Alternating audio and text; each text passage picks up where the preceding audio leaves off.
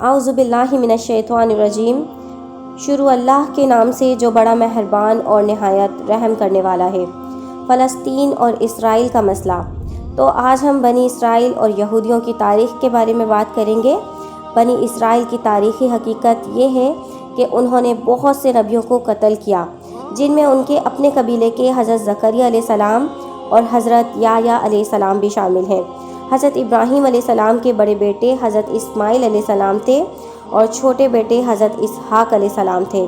خانہ کعبہ حضرت ابراہیم علیہ السلام اور حضرت اسماعیل علیہ السلام نے آج سے تقریباً 4000 سال پہلے تعمیر کیا تھا۔ البتہ روایات سے پتہ چلتا ہے کہ اسی جگہ پر سب سے پہلے حضرت آدم علیہ السلام نے خانہ کعبہ تعمیر کیا تھا۔ حضرت ابراہیم علیہ السلام نے فلسطین کے علاقے بیت المقدس میں بھی عبادت گاہ بنائی۔ حضرت اسحاق علیہ السلام بھی وہاں عبادت کرتے رہے، مگر حج کے لیے وہ ہمیشہ مکہ مکرمہ میں واقع خانہ کعبہ میں جاتے تھے۔ حضرت اسحاق علیہ السلام کے بیٹے حضرت یعقوب علیہ السلام تھے۔ اسرائیل حضرت یعقوب علیہ السلام کا لقب تھا۔ اسرائیل کے معنی ہے عبداللہ یا خدا کا بندہ۔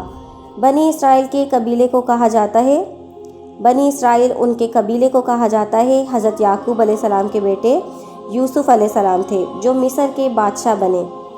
بنی اسرائیل میں پھر حضرت موسیٰ علیہ السلام مصر میں پیدا ہوئے۔ ان کے بعد حضرت داؤد علیہ السلام صحرائے سینائی کے علاقے میں پیدا ہوئے، جو بعد میں فلسطین چلے گئے۔ جب حضرت داؤد علیہ السلام نے انتہائی طاقتور دہیکل جالوت کو اللہ کی نصرت سے حلیل سے پتھر مار کر گرا دیا تو فلسطین کے بادشاہ سر نے حسب وعدہ ان کی شادی اپنی بیٹی مشل سے کر دی۔ ان کے مرنے کے بعد حضرت داؤد علیہ السلام فلسطین کے بادشاہ بنے۔ حضرت داؤد علیہ السلام کی وفات کے بعد ان کے بیٹے سلیمان علیہ السلام فلسطین کے بادشاہ بنے۔ اللہ تعالیٰ نے ہوا، جن اور ہر طرح کے جانوروں کو سلیمان علیہ السلام کے تابع کر دیے تھے۔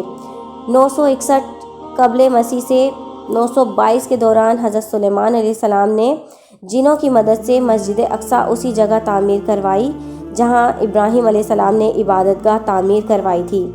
566 قبل المسیح میں یہ ریاست 2 حصوں میں تقسیم ہو گئی۔ جنوبی علاقوں پر بابل کے لوگوں نے قبضہ کر کے عبادت گاہ مسمار کر دی اور بنی اسرائیل کو وہاں سے نکال کر اپنا غلام بنا لیا۔ اس کے 100 سال بعد بنی اسرائیل واپس آنا شروع ہو گئے اور انہوں نے اپنی عبادت گاہ تعمیر کی، مگر اس جگہ نہیں جہاں حضرت سلیمان علیہ السلام نے عبادت گاہ بنوائی تھی۔ 333 قبل المسیح میں سکندر اعظم نے اسی یونان کی سلطنت میں شامل کر کے بنی اسرائیل کو وہاں سے نکال دیا۔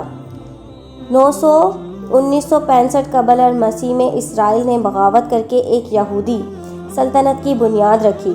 100 سال یہودی سلطنت روم کے قبضے میں ہو گیا۔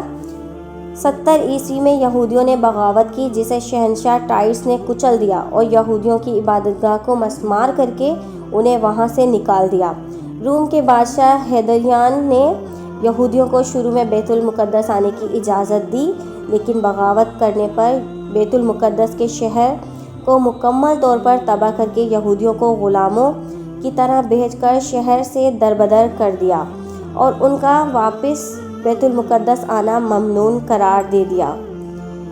624 عیسوی تک فلسطینیوں پر ایرانیوں کی حکومت رہی اور بتایا جاتا ہے کہ انہوں نے یہودیوں کو عبادت کرنے کی کھلی چھٹی دے رکھی تھی، مگر انہوں نے مسجد اقصیٰ میں عبادت نہ کی اور عرب عیسائیوں پر بہت ظلم کیے۔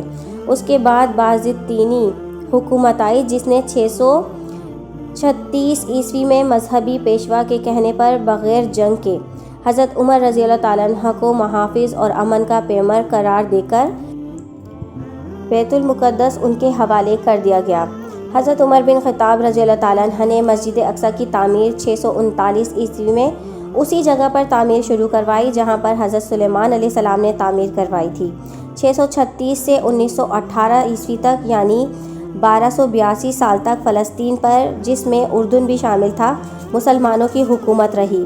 بس اس میں وہ عرصہ شامل نہیں ہے جس میں صلیبیوں یعنی عیسائیوں سے جنگیں ہوئیں۔ اس وقت تک یہودیوں کو فلسطین سے باہر ہوئے 1800 سال ہو چکے تھے۔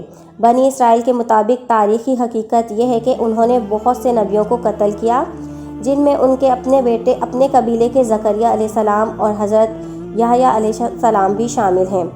حضرت عیسیٰ علیہ السلام بھی اسی قبیلے سے تعلق رکھتے تھے، ان کو بھی قتل کرنا چاہا مگر اللہ نے انہیں بچا لیا اور ان کے کسی ساتھی کو سولی پر چڑھا دیا گیا۔ تاریخ گواہ ہے کہ یہودیوں نے ہمیشہ ظلم ڈھائے ہیں، چاہے وہ نبی ہوں چاہے وہ خلق خدا، آج بھی وہ یہی کر رہے ہیں۔ اگر آپ کو واقعہ پسند آیا ہو تو میرے چینل کو لائک، شیئر اینڈ سبسکرائب، اپنے دوستوں کے ساتھ یہ واقعہ ضرور